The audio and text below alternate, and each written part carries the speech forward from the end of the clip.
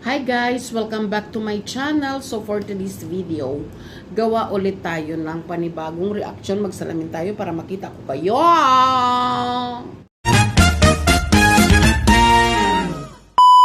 So ayun guys, gagawa ulit ako ng reaction video for today. Kasi hindi pa rin pala talaga sila nauubos. Oo. Gusto ko lang sa kanyang ipaliwanag, alam mo sa mga sinasabi niya, kung alam ba niya yung mga pinagsasabi niya. O, di ba? So, ang ating bibigyan ng reaction for today's video ay itong comment ni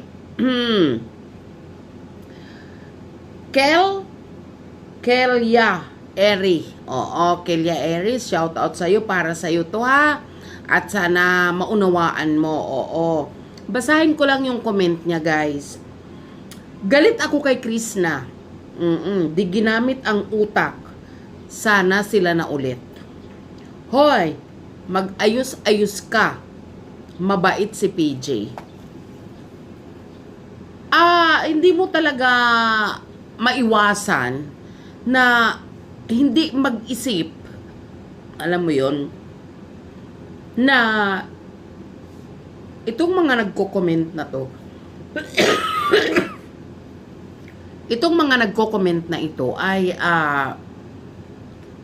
posible na kilala to si Krishna personally, or ano lang talaga siya, yung hindi lang masaya dahil hindi nasunod ang gusto niya. Unang-una, sino ka para magsabi ng hindi ginamit ang utak, 'di ba? At saka sino ka para magalit sa kanya? 'Di ba? Hindi ba pwede na tanungin mo muna siya, 'di ba? Kung ano yung totoong nangyari. Hindi ba pwede na i-reach out mo muna siya bago ka mag-comment dyan sa comment section ng against sa kalooban mo? 'Di ba? Yung sasabihin mong napakasakit naman para sabihin mong hindi ginamit ang utak. 'Di ba? Kasi kung alam mo yung totoo, kung alam mo yung punot dulo, kung alam mo yung totoong mga pangyayari sa mga napapanood mo, malamang sa malamang hindi ka magsasalita ng ganito kay Krishna. 'Di ba po?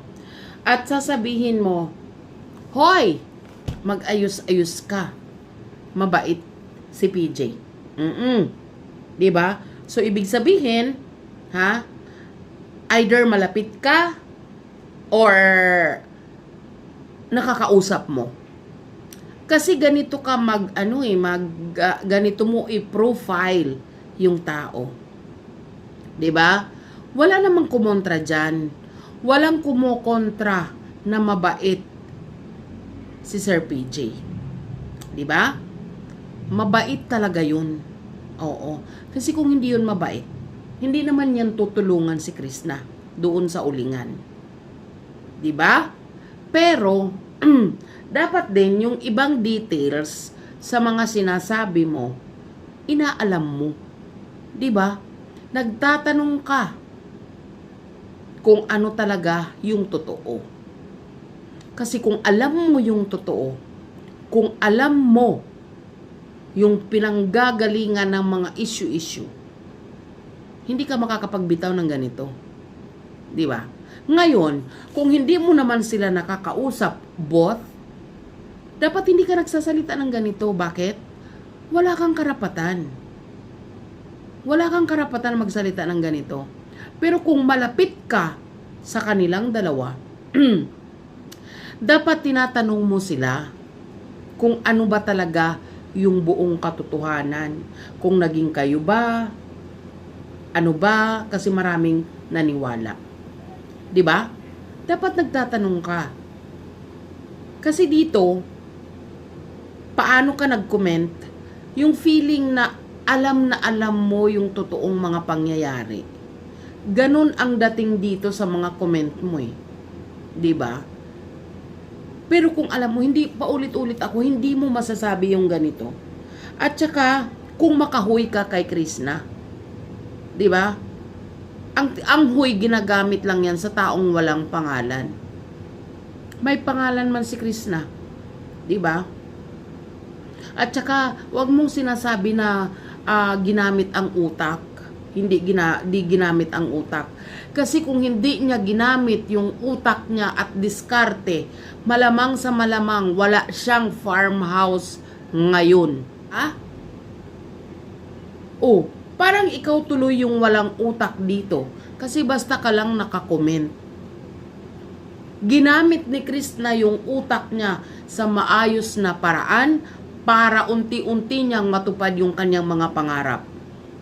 Ginamit niya yung utak niya para pahalagahan kung anuman yung naibigay sa kanyang tulong or kung anuman yung natanggap niyang biyaya, pinahalagahan niya. Kasi naisip niya, 'di ba, na minsan lang dumating sa buhay ng tao ang ganyang oportunidad. Bagkos, pinahalagahan niya. So, ginamit niya utak niya. Kasi kung hindi niya ginamit yung utak niya, malamang nagpalaboy-laboy lang siya kung saan-saan siya napunta, inom dito, inom doon, magbarkada. Diba? Pero hindi niya yun ginawa. Ginamit niya yung utak niya sa tamang paraan. Pinahalagahan kung anuman yung natanggap niya. Wala kang karapatan na magsalita sa kanya ng ganito. Ha? Kelly Aire. Diba? Wala kang karapatan sa kanya magsalita ng ganito. Diba? Kasi kung makapagsalita dito, makasabi ka nga dito, mabait si PJ. So, ibig sabihin, kilala mo? Diba? Kasi ganun ang dating ng pag-comment mo dito. Ha? So, wala namang question sa kabaitan ni Sir Paul. Wala. Maraming nakakaalam na mabait siya. Walang sinabi si Krishna na hindi mabait si Sir Paul. Paulit-ulit nga niya sinabi yun na mabait si Sir Paul. 'Di ba? So, tigilan mo yung kasasabi ng ganyan. Magalit ka, wala kang karapatan magalit. Bakit? Lalo na kung wala ka namang ambag. So, bakit ka magagalit na hindi sinunod ang gusto mo? Katawan ni Krishna yun. 'Di ba? At alam naman siguro niya. May dahilan or bakit mo sasabihin kasing galit ako sa iyo? Oo, hindi ginamit ang utak. Ano 'yon? Porket ganon ang katayuan ni Sir Paul, kahit pala magkaibigan, ipipilit mo dahil ganon ang katayuan ng buhay ni Sir Paul kumpara kay Krishna. Mali yun. Mali yun kasi parang lalabas gold digger si Krishna. 'Di ba? Ganon ang datingan mo dito eh. Parang sinisisi mo na hindi ginusto ni Krishna si Sir Paul. Na hindi binalikan ni Krishna si Sir Paul. Walang ganon eh. 'Di ba? They remain as friends. 'Di ba? Parang iba ang dating mo. Para umangat, ang dating mo dito is, kasi may sinabi na si Sir Paul, may dating na yung buhay niya eh. 'Di ba? Si Krishna andito magbubukid. 'Di ba? So, yun ang mo, hindi ginamit ang utak para maangat ang buhay mo. Mali yun, guys. Mali yun, be. Huwag kang ganyan. Huwag mong pairalin yung ganyang mindset mo. Hindi tama yan. 'Di ba? Kung galit ka sa kanya, umiwas ka. Iwasan mo yung panunood sa kanya para hindi ka makapag-comment ng ganito.